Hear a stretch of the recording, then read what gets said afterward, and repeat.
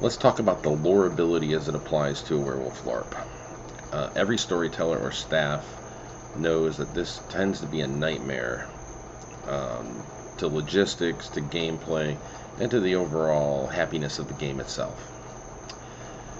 The information and the material for game, it's available to players real easy. If not, them buying the books themselves, you can find any number of PDFs online. Therefore, everything is available to them. So, if a storyline is pulled out and it involves wraiths, if it involves mummies, if it involves Farah, if it involves vampires, mages, you name it, it seems like the players always know how to beat them, or how their powers work, or whatever it may be. This can be regulated through the use of the lore ability. Basically, if you're going to use the lore ability, you need to be all in. You can't half-ass lore abilities. If you do, you're going to get nothing but angry players. You're either going to have players that are going to stomp all over your staff, or you're going to have players that are going to stomp over everybody else, and in the end, no matter what, you're going to have some people who are unhappy. So you need to put something strict in play, and something that you're going to hold to.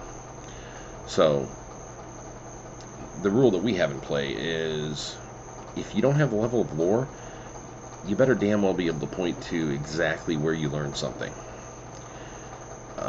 And for some players, that can be difficult, because if they've gone through multiple characters over a time period, a lot of them tend to get very shaky on who knew what.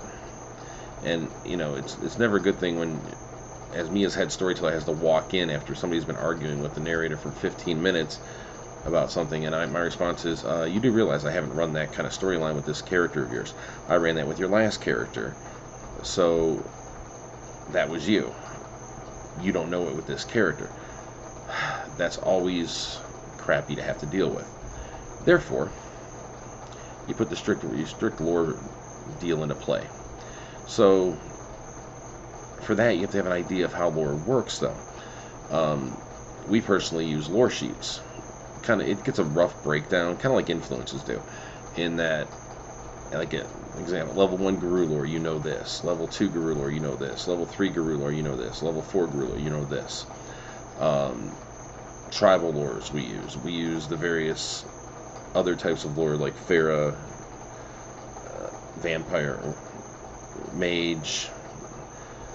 We do use some secondary lores. Guru Law, I consider a lore.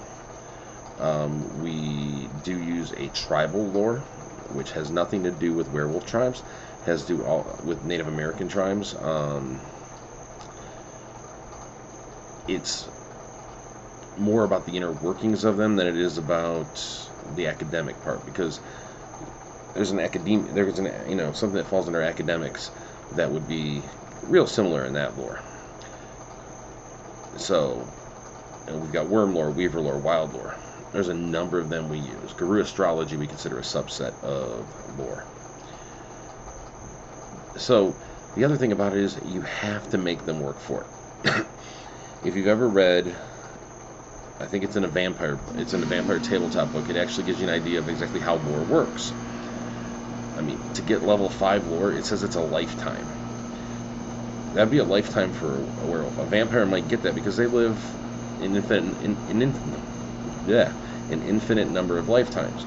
Therefore, they could dedicate their existence to that. Mummies are the same way. A guru's not. But the game kind of balances it out, because if you read there's some place or other that makes a reference to the fact that supernatural creatures have an accelerated learning curve.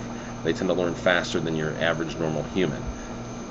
I'm not a big fan of that, but might as well let it happen, because it actually does add to the gameplay, and it does make it so that people don't feel like they're stagnating too far. But you got to make them study for it, whether they're doing it in downtimes or having people teach them. And teaching is so critical to a game. Werewolf is all about personal social interactions when you're not fighting the worm or the weaver or the wild or whatever you may be fighting in your game. There's nothing, there's something special about the fact that, I want to learn the expert and master levels of archery, the higher levels. I'm going to go to that Black Fury or that Octana over there who's known to be a master bowman. I want to learn the higher levels of brawl. I'm going to go to those Arun because one of those two Arun over there that are known to be the best brawlers out there. I want to learn about wraiths. That Silent Strider over there is supposed to have wraith lore. I'm going to see if he can teach me. What kind of deal can I cut with him? And that creates ties that bind. I mean, in our game, it's like playing a cub.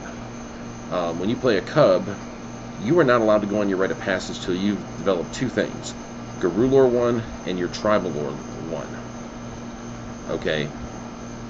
Usually that takes about 4 sessions. About 2 months in game, you're going to be playing a cub. However, in the course of that time, everything that you're taught, you know who taught you. Well, who taught you Guru lore? Well, the Den Parent had me learn from not only her, the Den Parent themselves, but this person, and this person. I learned my brawling from those two Arun over there. I learned my melee from that guy over there, the one who always uses the spear. I learned about wraiths from the Silent Strider. I learned about the Fae from that Fianna over there. It creates ties that bind people, and later on, you get that, and especially you'll get a telltale. You get tales told. Somebody dies. Oh, I honor this person. McKenna was, she was a great teacher. She taught me about my tribe. She taught me about the Fae. She taught me how to fight. You're gonna get stuff like that. That guy over there, he taught me how to hunt. He taught me how to use, the boats that we use in our swamp. Whatever it may be. But it only works if the players use it and the storytellers and narrators enforce it. And that makes for some embarrassing moments, because I personally think it would be embarrassing for somebody to call me out on something. And of course, about 50% of the players are going to argue it at first or try to deny that they're wrong. I try to set the example when I'm caught wrong on something. I try to be gracious and I stand corrected, and I try to roll with it, and because I feel like I've learned something. I'm hoping other people have learned stuff around me. That's my key thing with lore, though. You're all in or you're all out. If you're going to be all out, don't even use lore. I mean, I've seen games where they give lore automatically. You get a level of Guru lore per rank and tribal lore per rank, and they'll run a face storyline, and they'll give out lore like it's a gift. They'll run a raid storyline and give out lore like it's a gift. It might give you the basis for somebody learning something. Okay, you've learned enough here that maybe a little bit of study in a couple weeks you can get it, or maybe it's a bonus for a big storyline. I've done that before, where you have a huge storyline, and usually at the end of it, you give people an option of rewards, such as saying, hey, okay, this story was particularly harrowing, you survived it, I'm going to either let you take a free awareness ability, a free lore demonology, or a free occult. A lot of people are going to take the occult because it's more useful to them, or the awareness, because they can't normally get that after character creation. Then you'll have that one idiot who's going to go take the demonology, and I'm referring to a specific person, Charles, who will take the demonology and will forget about it.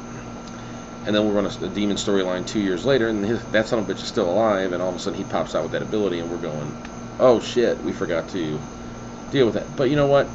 It makes the story even richer, because we have to go and swerve and take a left turn to make sure we account for the fact that he knows more than we actually anticipated. But you know what? That's the name of the game, and that's what makes it fun. It's it's not the storytellers versus the players. Storytellers are working with the players. We're gonna take the curves they throw us, and we're gonna try to hit them back into play so that everybody has fun. That's about it. That's all I got to say about lore. So that's it for now, guys. Ciao, bella.